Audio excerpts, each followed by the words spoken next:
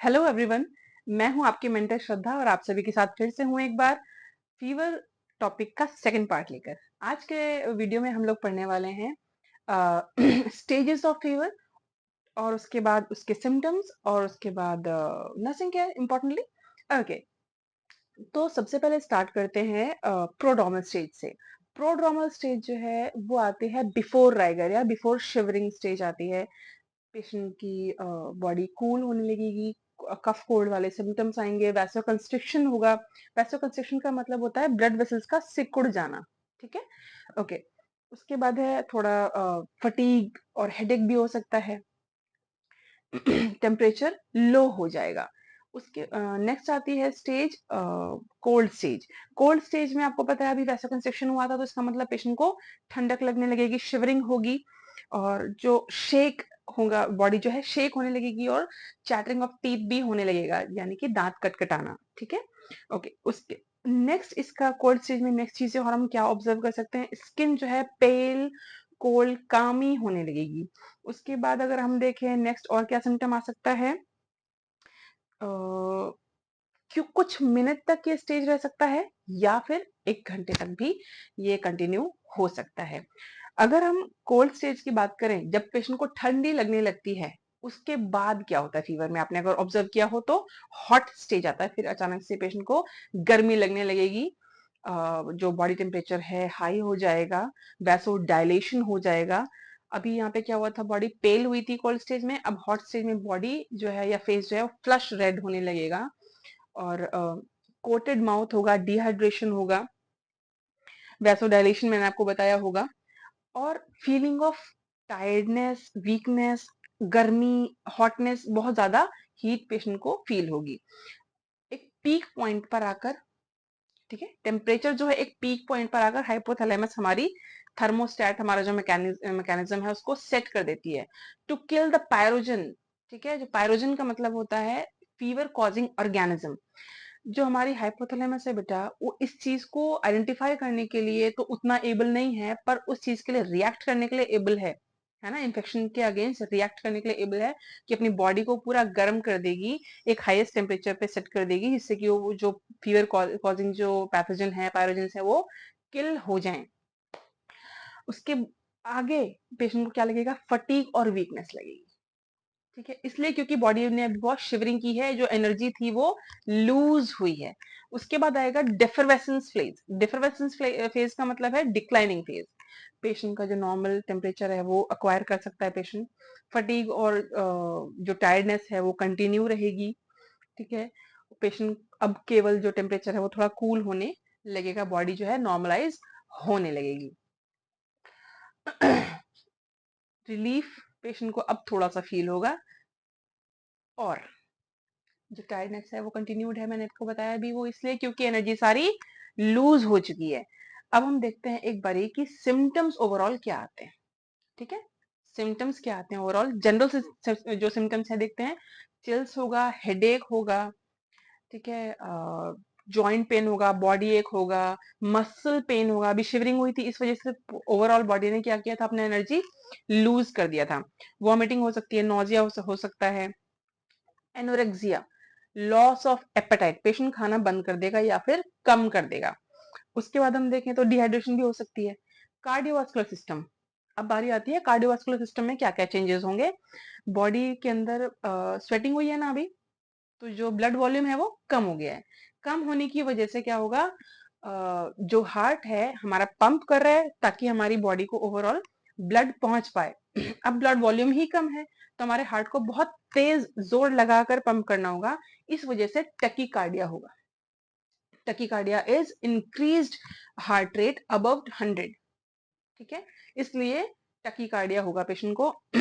Hypotension होगा, क्योंकि blood volume कम है, इसलिए जो बीपी आएगा आपका वो 90/60 से कम की तरफ आएगा। और पैल्पिटेशन होगी, पैल्पिटेशन मतलब अपनी ही धड़कन को सुनाई देना है, बहुत तेज तेज धड़कन होती है, मैंने आपको बताया ना टकीकार्डिया होगा तो बहुत तेज धड़कन होती है, ताकि वो जिससे क्या होता है, अपना जो धड़कन है मरीज सुनने के लिए एबल होता है। रेस्पिरेटरी सिस्टम में क्या चेंजेस आएंगे, टकीपनिया होगा, हार्ट तेज काम कर रहा है, इसका मतलब हमको लंग्स को भी ज्यादा काम करना पड़ेगा, इसलिए टकीपनिया होगा। Increase breathing rate above 24-26 in adult, and above 160 in newborn's, ठीक है।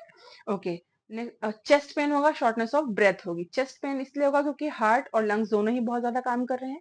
शॉर्टनेस ऑफ ब्रीथ इसलिए होगी क्योंकि पेशेंट को लगेगा कि अभी मैं और ज्यादा सांस ले लूं, क्योंकि हार्ट बहुत ज्यादा काम कर रहा है अभी, ठीक है। सारी बॉडी में बहुत वीकनेस है, टिश्यूज जो है वो परफ्यूजन कम हो पा रहा है क्योंकि ब्लड वॉल्यूम बहुत कम है, ठीक है। परफ्यूजन का मतलब होता है, टिश्यू परफ्यूजन, परफ्यूजन का मतलब होता है ऑक्सीजन टिश्यू के अंदर पेनिट्रेट करके जाना, ठीक है। ओके, या फिर अब्जॉर्प्शन कह सकते हो। नेक्स्ट है ड्राई और प्रोडक्टिव कफ होगा, ठीक है। Dry and productive cough, dry सूखा खांसी भी आ सकती है, प्रोडक्टिव मतलब होती रहेगी, ऐसा नहीं कि एक दो बार आई और चली गई। उसके बाद है न्यूरोलॉजिकल, न्यूरोलॉजिकल सिस्टम में क्या चेंजेस होंगे। पेशेंट को कंफ्यूजन हो सकता है, हेडेक होगा, डिजीनेस हो सकती है, एंजाइटी हो सकती है, और सीवियर केसेस में सीशर्स भी आ सकते हैं। सीशर्स का मतलब होता है दौरे पड़ना, ताने आना, ठीक है, उसको बोलते हैं सीशर्स। सीवियर केसेस में हो सकता है। आगे चलते हैं, हम देखते हैं जीआई ट्रैक में क्या, गैस्ट्रो इंटेस्टाइनल ट्रैक में क्या क्या चेंजेस आ रहे हैं। सबसे पहले ड्राइनेस ऑफ माउथ होगा, ड्राइनेस ऑफ लिप्स होगा, क्रैक्ड लिप्स होंगे, कोटेड माउथ होगा, कोटेड टंग होगी, मुंह सूखने लगता है, ठीक है। लॉस ऑफ एपेटाइट मैंने आपको जनरल सिम्टम्स में बताया था, वो जीआई में भी है। एनोरेक्सिया होगा, loss of appetite is termed as anorexia, ठीक है। और डिहाइड्रेशन होगी, नोजिया के साथ साथ वॉमिटिंग भी हो सकती है। हो सकता है पेशेंट कुछ खा नहीं रहा है बट फीलिंग ऑफ वॉमिटिंग हो रही है उसको, ठीक है। अदर सिम्टम्स में अगर हम देखें तो डिहाइड्रेशन है, हेडेक है, इलेक्ट्रोलाइट इम्बैलेंस, पेशेंट को स्वेटिंग हो रही है, इनटेक तो फ्लूइड कुछ नहीं जा रहा है क्योंकि उसको खाने नहीं हो रहा है, या फिर वो वॉमिट कर दे रहा है, इसलिए इलेक्ट्रोलाइट इम्बैलेंस भी पेशेंट को हम देख सकते हैं जनरली। सबसे इंपॉर्टेंट है lymph adenopathy, swelling of lymph nodes, हमारे फोल्ड जो है ये हमारे ये नेक एरिया में, अंडर आर्म्स में, ग्रोइन एरिया में लिम्फ्स हैं, अदरवाइज सब जगह है, पर जो नोड्स हैं वो पाए जाते हैं, उसमें भी स्वेलिंग होगी ड्यू टू द इन्फेक्शन, ठीक है। अब सबसे इंपॉर्टेंट आता है नर्सिंग केयर। हम लोगों को लगता है कि नर्सिंग केयर तो तभी होगी जब हम लोगों ने दवा दे दी समय से, ठीक है, नहीं, ऐसा नहीं है। दवा देने के अलावा भी हमें बहुत सारे हमारे इंटरवेंशन है जो हमें पेशेंट के लिए करना है, ठीक है। तो फर्स्ट पे आते हैं, वाइटल साइंस को रेगुलरली मॉनिटर करना है और चार्ट करना है so that we can identify the pattern of the fever. जो स्पाइक्स आ रहे हैं, लोज जा रहे हैं, या फिर हाइपोथर्मिया है, ये हम सब आइडेंटिफाई तब कर पाते हैं जब हमारे पास एक चार्टेड ग्राफ या फिर नंबर्स होते हैं, ठीक है। तो पैटर्न हम तभी आइडेंटिफाई कर पाएंगे किसी भी फीवर का जो स्पेसिफिक है, तो ठीक है। उसके बाद है पेशेंट को हमको एनकरेज करना है ताकि वो फ्लूइड ज्यादा ले पाए। जरूरी नहीं कि सिर्फ पानी ले, जूसेस ले सकता है रूम टेम्परेचर पर, कुछ कोकोनट वाटर वगैरह ले सकता है, कुछ इलेक्ट्रॉल पाउडर ले सकता है, ग्लूकोज पाउडर ले सकता है, इन एनी केस अगर वो डायबिटिक नहीं है तो। उसके बाद है हमको साइंस ऑफ डिहाइड्रेशन देखना है। डिहाइड्रेशन हमको कैसे पता चलेगी कि हुई है मरीज को, हमको देखना है ये जो आईज है वो अंदर की तरफ हो जाएंगी, संकन हो जाएगी, लिप्स जो है वो क्रैक्ड हो जाएंगे, टंग कोटेड हो जाएगी, ठीक है। ये सब साइंस ऑफ डिहाइड्रेशन है। यूरिन आउटपुट चेक करना है कितना है, 400 ml से कम नहीं होना चाहिए एक दिन में, वो ओलिग्यूरिया में चला जाता है फिर पेशेंट। कलर ऑफ यूरिन देखना है, ठीक है। कलर ऑफ यूरिन का मतलब है पेल है, डार्क येलो है, या फिर स्ट्रॉ क्लियर कलर है, ठीक है। अगर क्लियर कलर है तो इसका मतलब पेशेंट हाइड्रेटेड है, और फ्रीक्वेंसी कितनी है यूरिन की ये भी हमें चेक करना है। Observe the pattern of chills and shivering, कब कब उसको चिल्स आ रहे हैं, कब कब शिवरिंग हो रही है, तब हम उसको पैटर्न को आइडेंटिफाई करके हम टाइप ऑफ फीवर रेक्टिफाई कर पाएंगे, ठीक है।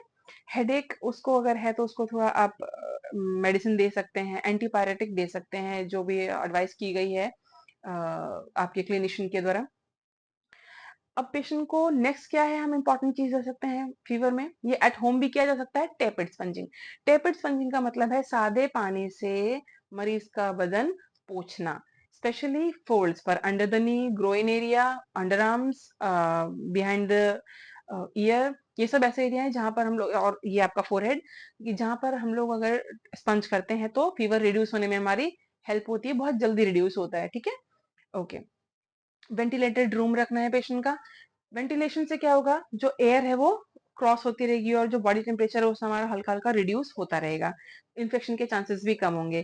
पेशेंट को बोलिए कि वो अपना नॉर्मल जो टैप वाटर है उससे नहाए, लूज कपड़े पहने, कॉटन क्लोथ्स पहने, पेशेंट का बेड क्लीन, स्मूथ, और विदाउट एनी लम्प्स और फर्म हो, जिससे कि उसको लेटने में कंफर्टेबल फील हो। उसके बाद है हम लोगों को क्या करना है, एनर्जी कंजर्व करनी है पेशेंट की, क्योंकि वो शिवरिंग हुई है ना, तो सारे टिश्यू ने अपना क्या किया है, अपनी एनर्जी को लूज कर दिया है। पेशेंट को बोलना है बहुत ज्यादा हेक्टिक काम नहीं करना है, वो रेस्ट करे, जितना रेस्ट करेगा उतना जल्दी वो ठीक होगा। उसके पीछे लॉजिक यही है, साइंटिफिक लॉजिक यही है कि एनर्जी कंजर्व हो जाती है, बचती है एनर्जी, ठीक है, लूज नहीं होती है। उसके बाद है पेशेंट को आपको रीअश्योर करना है, उसकी फैमिली को बताना है कि जो भी प्रिस्क्रिप्शन है वो प्रॉपरली फॉलो करे, है ना, बीच में छोड़ नहीं दे, उसका इंपॉर्टेंस क्या है वो आपको बताना है, ताकि मरीज जो है वो समझ पाए कि मेरे लिए ये क्यों जरूरी है या फिर मुझे इसको क्यों लेना है, ठीक है। ओके, उसके बाद आपने क्या करना है, ये सारे आपने असेसमेंट करे अभी तक, आपने चार्ट भी करे। अब आपको ये नोटिफाई करना, अगर आप उसमें कोई भी अबनॉर्मैलिटी देखते हैं या रिस्पॉन्सेज मरीज के देखते हैं, आपने दवाइयां दी, आपने इंटरवेंशंस किए, उसके जो भी रिस्पॉन्सेज है वो भी आपको नोटिफाई करने हैं और अपने क्लिनिशियन को इन्फॉर्म करने हैं कि इस ट्रीटमेंट के अगेंस्ट ये रिस्पॉन्स है इस मरीज का, so that the clinician would be able to identify, ठीक है, ये बहुत जरूरी है।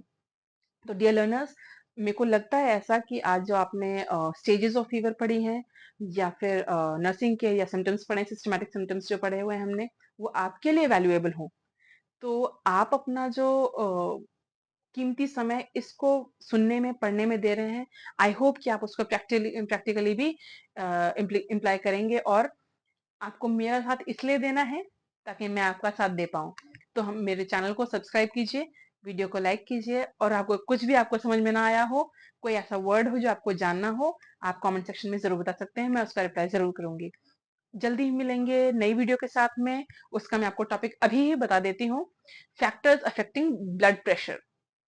तो फैक्टर्स अफेक्टिंग ब्लड प्रेशर बहुत इंपॉर्टेंट टॉपिक है, आई होप आप उसको सुनेंगे। आने वाली वीडियो के लिए इंतजार कीजिए, तब तक this is Shraddha, your mentor from magical medical, signing out. Bye bye.